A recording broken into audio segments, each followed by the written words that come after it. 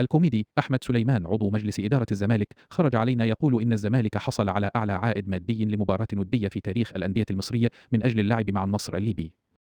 هل أخبرنا أحمد سليمان عن المبلغ الذي حصل عليه الزمالك لنعرف إن كان هو الأكبر أم لا؟ هل أحمد سليمان يعرف المبالغ التي تقاضاها الأهلي في المباريات الودية التي شارك فيها؟ بالتأكيد لا.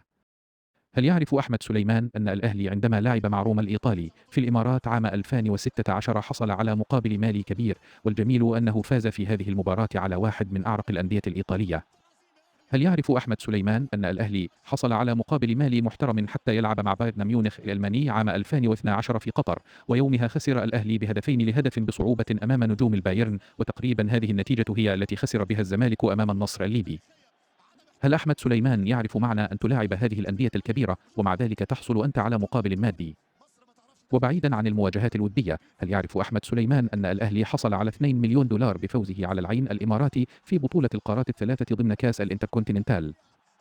هل يعرف أحمد سليمان أن الأهلي لو فاز بكأس التحدي المقبلة في الانتركونتيننتال سيحصل على مبلغ كبير إضافي؟